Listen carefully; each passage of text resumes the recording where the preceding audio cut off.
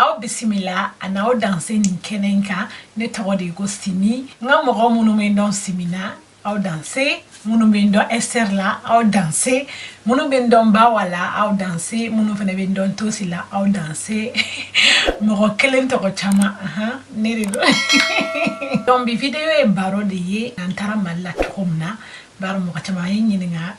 ne taara Mali la cogo di donc bitaye o ye ni munum na tuka teta sisan wata temine ni shobla de do ayata kwa shobla umine ni kabanu de do ayata kwa kabanu umine ni lipton le murukumun mari do ta mine parce que ni ndamne na kana wuli de call me Bawa.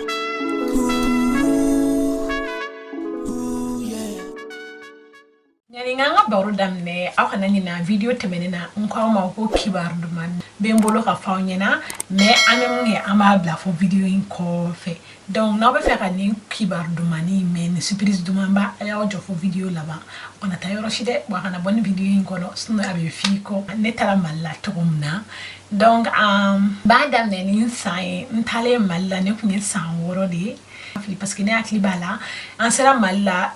donc là au donc nous avons eu un collègue de série et puis à conquérir sans chérie donc nous avons sans voir les oui c'est mal là oui papa dit donc papa tara mal là wati na ne collègue kunye sans en faisant que les nido ni nyona ni non alors bah donc Mali au wakati nous na Afrique no Mali dronte communication anglaise c'est-à-dire que il n'a pas mal là now akli bala les années 90 nous na 99 2000 nous na téléphone ko yere ko te donente anga tiafo nyoy to wati Mali ko masiliser c'est mal la dem 99 c'est vrai que ne ko dem seni mais kadam ne 99 non ne 99 2000 2001 faut 2005 ou bien anga faut jusqu'à 2008 ni ma OK 2008 ouais sur la civilisation donala kosobe mais kadam ne 99 faut 2005 non c'était le meilleur moment au Mali alors que tu as kadi wati de la kulinga ukumeke kalo yelina bebtaka kenema ka donc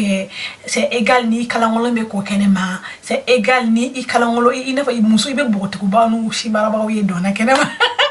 ame junu pa ame teworon mo be barore mais ne ko ne akli bala kantara malla wakati mna civilisation kuma don kosobe donc téléphone ko awere ne akli ni munu ye bidon wotere munu ye les années 90 nunu olle ba famia misalla ni madu metungana madu be feka shaka wele téléphone te shaka bolo parce que wati famille riche do warti ki famille do de be no donc télé de be soro lu de fe no radio be soro le fe no bon radio ko be soro be fe parce que nyati bala wati ali pilmasa no be utiliser donc radio ko be soro jona mais na fo télé ne téléphone ni de kunyi ko gelema e daga bana ko yi donc ni shaka ko me faire madu wole ben madu ko me faire shaka wole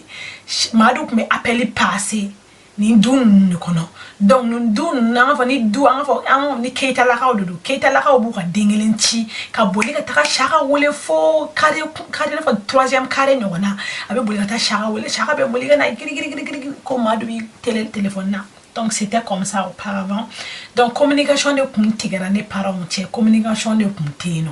communication muti communication zéro ne fa yere tarama la watina ne fa utaro ko ne ba kono ma de kuno ne naire ne fa utaro ko ne ba kono ma de kuno na donc au mba ese ka lettre uti nyoma na o akli bala lettre de kuno titi au mba ese ka lettre uti nyoma mais mo jugu do be no wa no be feka mo chefara ni lettre kum dira mo kan na lettre dine bama atena ate lettre dine bama ni ne ba fene lettre da makata dine fama ate lettre dine fama et puis abitora na puma do fofofo alle ba yere nyina ko mama kumbe watim na Nigeria mama yere nyina ko papa ye malien sunman chanyuma bando furu papa fene nyina ko so momi mama ye Nigerian ke wore furu be wa vike donc anana kete ne kanana kete wo kumte puma ne gonfe fo kana se ne san woro nyona na donc antaro anana kete ko na meni ala be ko ke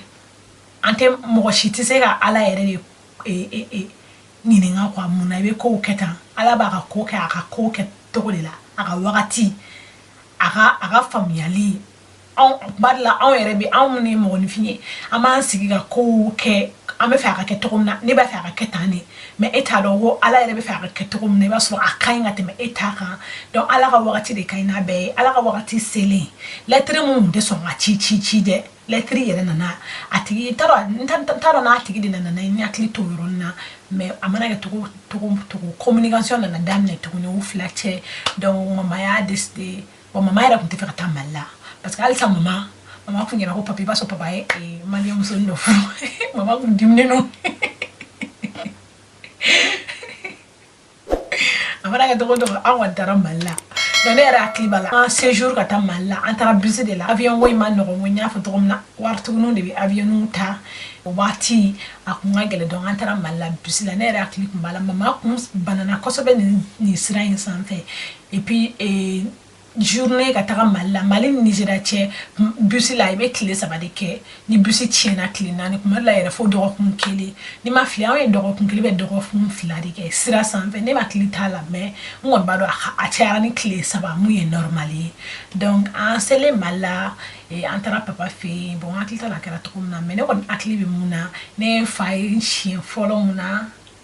ne fa ye siɲɛ fɔlɔ mun na ne kun t'a dɔn yɛrɛ ne kun t'a dɔn ne hakili b'a la a ye ne kɔrɔkɛ ta ka bisuni kalaniw kɛ ko o la sa ne kɔni jɔlen bɛ kɛrɛ la ne bɛ wuli lajɛ donc a ye ne ba ɲininka i ye ne den mun ka ko fɔ ne ye nin y'o de ya ala nin ye ne ka denmusonin ne ya ala donc papa ye ne ta ka bisuni kalaniw kɛ ne na donc ne hakili kɔni b'o la papa ye bisuni kalaniw kɛ ne wɛrɛ donc ne ye fa dɔn ten tɔ de sinon ne yɛrɛ kun tɛ n fa dɔn ne kun b'a ye jusqu'à l'âge de 6 ans mais ne kun b'a manque de senti k'a fɔ fa kun tɛ n bolo ne kun b'a manque de senti parce que k'an to Nigeria n tonton n ba kɔrɔkɛw ani a ne cousin wa tout ça donc ma to n fa n'a fɔ ka a réaliser ko we ka jate minɛ ko fa tɛ ne bolo donc bɛɛ kun ka ɲi ne ma donc ne mo o bɛɛ jate minɛ mais ka i fa dɔn o ɲɔgɔnna yɛrɛ tɛ yen quoi n t'a dɔn bɛna fɔ cogo min joie la joie ye mun ye yɛrɛ aw b'a faamuya la joie aw bɛ la joie faamuya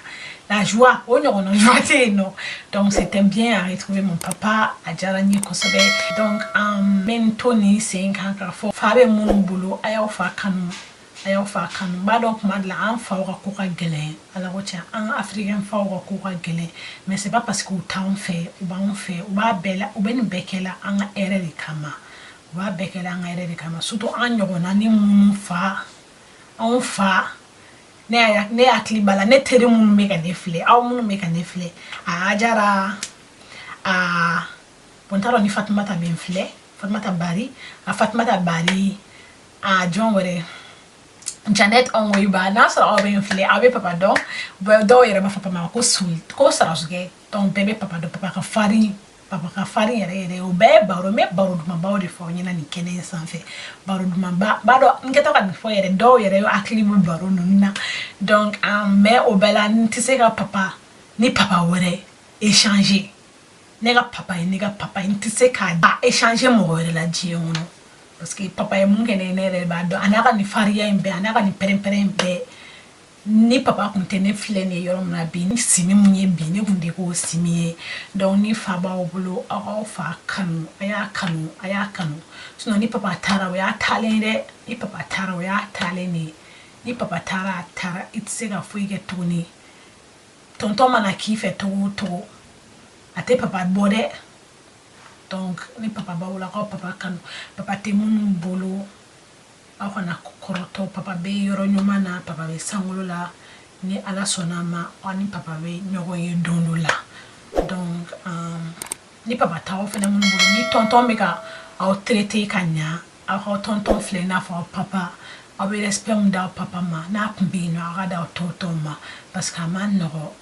mɔgɔ ka baara kɛ ka denmisɛnnin ka i den éduquer a ma nɔgɔn donc ne ni fa ye ɲɔgɔn dɔn tan de ni an fɛnɛ se Mali la anw sera Mali la 99 ne yɛrɛ m'o fɔ yɛrɛ an sera Mali la juillet au fait n bɛ date yɛrɛ fɔ anw sera Mali la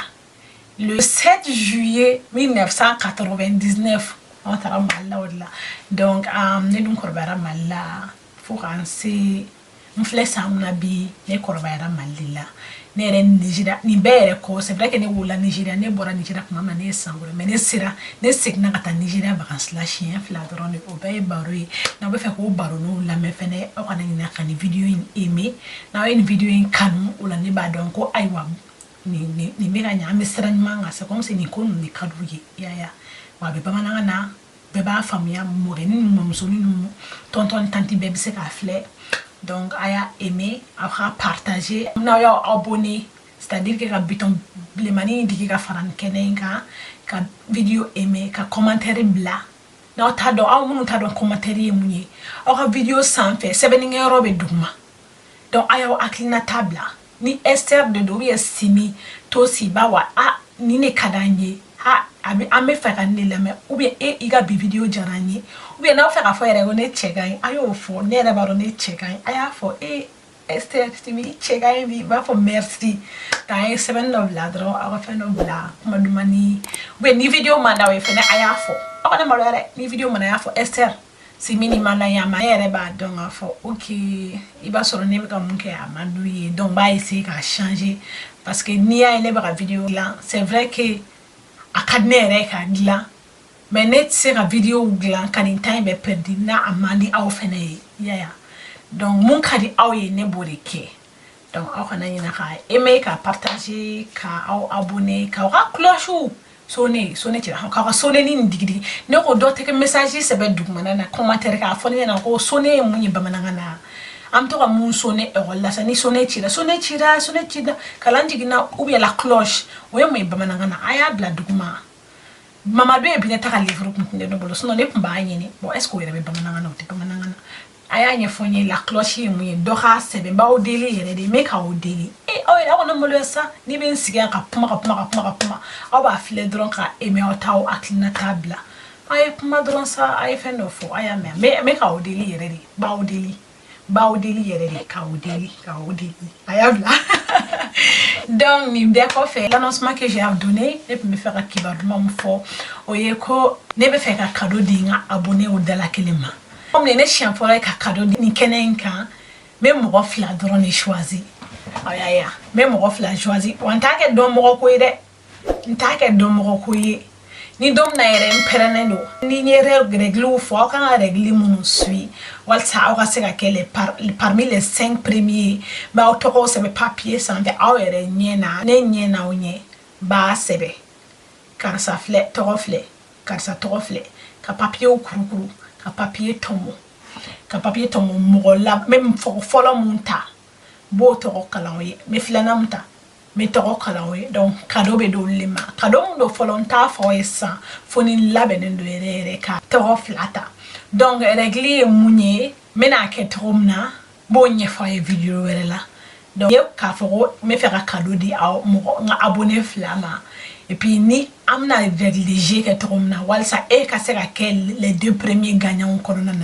o nye fo video wala walsa aura sera que les gagnants konona il faut être attentive à upload elle parce que vidéo laje absara ke vidéo wala kono régler ko be nyafo vidéo wala kono c'est sûr et certain ame j'ai une que tromna ba nyafo vidéo wala kono donc ni be folen ko ame nyoronta si wala vidéo kono et j'espère que bi baro tini jara ya ame nyoron soro vidéo wala la baro duma wala au kambe aiwa si mitara de